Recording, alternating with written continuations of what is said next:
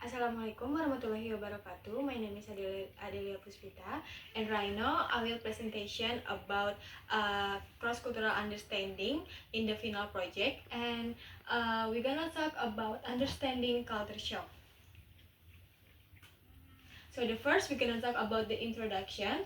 So in this era of globalization, people frequently interact with different culture. Studying or living abroad often require cultural adaptation, and one common challenge in cross-cultural experience is a culture shock. So this is presentation will discuss about the concept, cause, stage, and the solution to culture shock. So the first we're gonna talk about what is culture shock. Before that, we talk about the culture shock. So this is the definition of culture shock. Culture shock is a psychological discomfort experienced in a new cultural context. The term was coined by Calvera Alberts in 1960, and it's happened when familiar society norms, attitude, and behavior disappear. And culture shock is a normal reaction, not a personal feeling. And next we're gonna talk about the cause of culture shock. So the cause of the culture shock is the first is about difficulty in speaking and understanding the language, like different in what people believe, how they act, and how they get along with others, and new ways of living, eating, and doing everyday things. The next is being away from family and the place you are used to. And the next we're gonna talk about the stage of culture shock.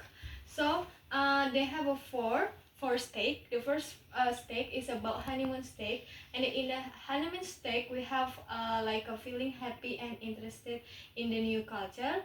And the next they have a frustration stage. In the frustration stage they have a feeling lost, stress, and missing home. And the next they have an adjustment stage. In the adjustment stage they have a slowly learning about and understanding the different in culture. And the last is about adaptation stage. In the adaptation stage they feeling comfortable and able to handle things in the new culture. And the next we're gonna talk about the example of culture shock. So the example of culture shock is, for example, like international student finding it hard to understanding how class work because they from the different country or different city. And the next is confusion when people speak directly versus politely. And the next is different idea about being on time and how time is used. And the last is about different way of greeting people and how close people stand to each other. And the next we're gonna talk about how to deal with culture shock, because before that we talk about example, and this is how to deal with culture shock. The first, you have to find out about the culture you be doing before you arrive.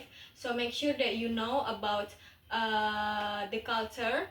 And then the next is practice talking and communication better in the new language, so you don't have a problem with a new language. So you have to studying about the new language before you're gonna talk or you're gonna live. And the next is stay open to new idea and keep a positive mindset. It means that you have to have a open-minded. And the next is about get support from friends and the local community. And the last we're gonna talk about the conclusion about this topic. So the conclusion about this topic is culture shock is something that's happened when people experience a new culture.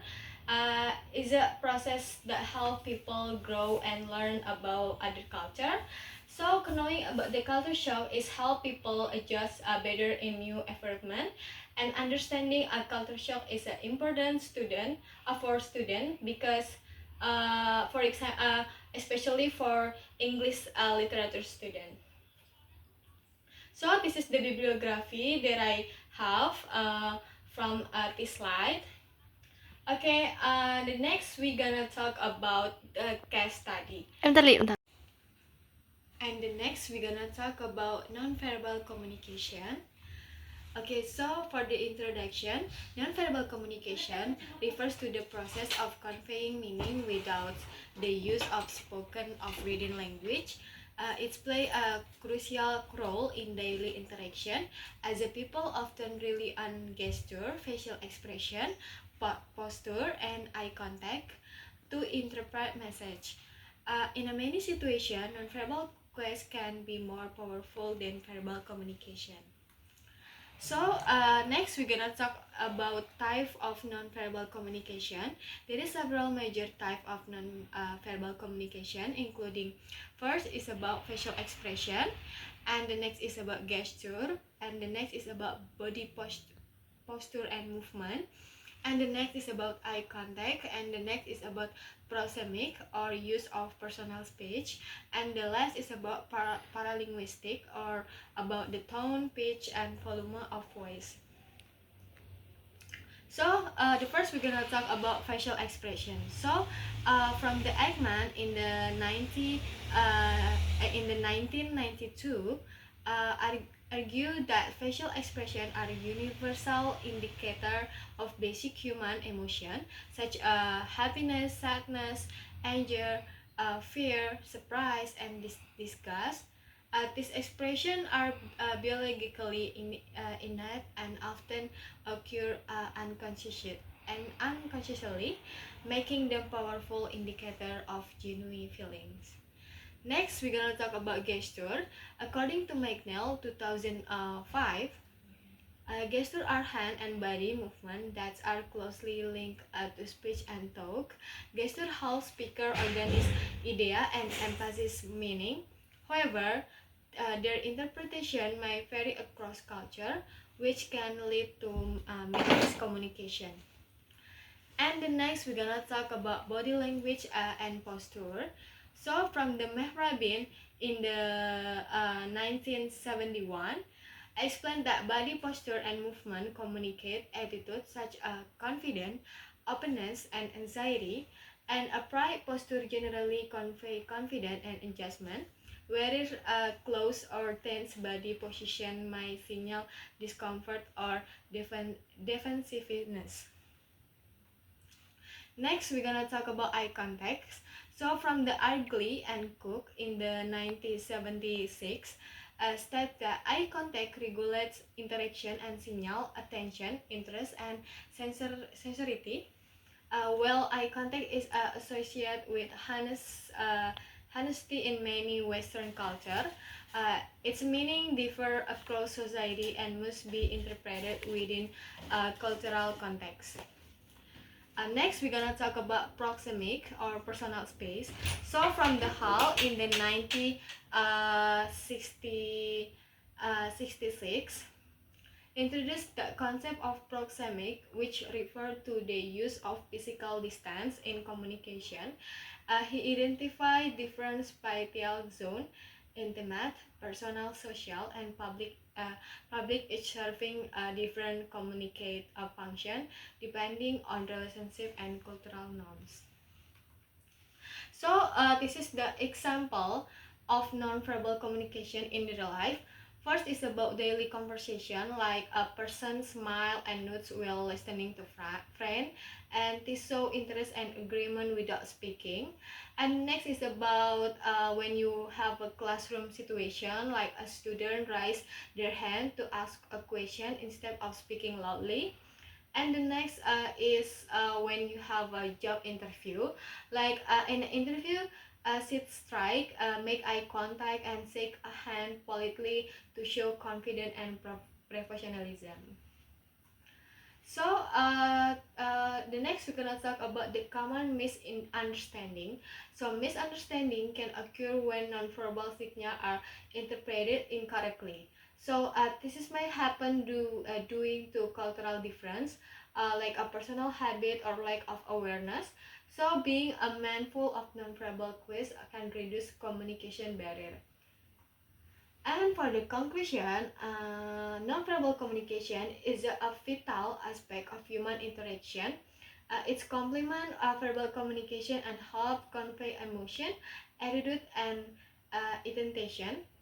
By understanding and using nonverbal nonverbal cues effectively, individual can communicate more clearly and confidently. This is the reference from the slide that I told you before, that I presented before. And next, we're gonna talk about case study. So in a case study, they have the first case study is about stereotype of Chinese Indonesia. So the case study is about, in many communication there is a common stereotype that Chinese people are naturally good at mathematics, business, and are likely to own, shop, or run commercial activity. So however, this stereotype does not always reflect reality. In this case, Chen Chen, who come from a Chinese Indonesia, like a Peranakan family, struggle with the number and does not excel in mathematics. So she also has no interest in business and does not apply to own a shop. And despite this, people around her often assume should be a good at accounting or managing money simply because of her ethnic background. So the question about this case is, the first is about what type of stereotype is presented in this case. So the stereotype presented in this case is primarily a positive stereotype because that functions as a general cultural assumption and is portrayed Chinese Indonesia as a naturally skilled in mathematics, business, and financial management. So although the stereotype appear positive because it's attribute competence and intelligence, but it is still problematic. And the next question is about what are the negative impact of this stereotype of Chen Chen. So they have a many negative impact. The first is about emotionally. So in an emotionally, Chen Chen might experience stress, anxiety, or frustration because she feel pressure to meet expectation that do not align with her ability or interest. And about the socially, she might face a misunderstanding or adjustment from peers and community members who expect her to perform well in mathematics or business. And the next is about academically. The stereotype can lead a teacher or classmate to assume she does not need help in mathematical subject, which might prevent her from receiving proper academic support. And for the culturally, the stereotype reduces sense and identity to a single narrative about her ethnic background and ignoring her individually, and it reinforces the idea that cultural identity determine personal ability. And the next question is about, are there any positive impact of this stereotype? So in the stereotype might create external events such a higher expectation of competence or trust in financial matters. And for example, like people might entirely view Shenzhen as a capable or intelligent. And the next question is, what specific stereotype is highlighted in this case? So the specific stereotype highlight in this case is the belief that Chinese Indonesia are naturally good at mathematics, money management, and business, and are expected to run shop or commercial enterprises. Next, we gonna next to the B. So for the B is, during the International Cultural Day, the native speaker Ren Fok explained several theories of cultural. The students were required to create a summary based on the presentation given by Will King, and the material below in this link. So after I watching this video, so I have the summary, and the summary is about during the International Cultural Day, the native speaker Aaron Fox explained several theories of culture. Culture will describe as the way people live, including their value, belief, tradition, language, and daily behavior. Culture influences how people think, communicate, and interact with others in society. The presentation also explained that culture is learned through a social interaction and passed down from generation to generation. And different theories show that culture can be shaped by material condition, social relationship, shared meaning, and power structure. So understanding cultural theory helps a student appreciate cultural diversity and develop respect for a people from different backgrounds. And the next we're gonna talk in the as next case. So in the next case is about body language misunderstanding. So Amran, an Indonesian student, feel confused when an American friend greet him by raising a hand with a finger spread open. So in Indonesia, this gesture is commonly understood as a signal to stop, but however, in the United States, the same gesture is often used as a casual way to say hello or wave. So this misunderstanding makes Amran unsure how to respond, and he began to feel uncomfortable in social interaction. So he worried that he might appear rude if he react the wrong way. So or that he may misinterpreted other gesture in the future. So the question about this case is, how does this situation show that body language can lead to culture shock? Because the gesture do not have the same meaning in every culture. Like Amran felt confused because the hand gesture that means stop in Indonesia is used as a friendly greeting in the United States.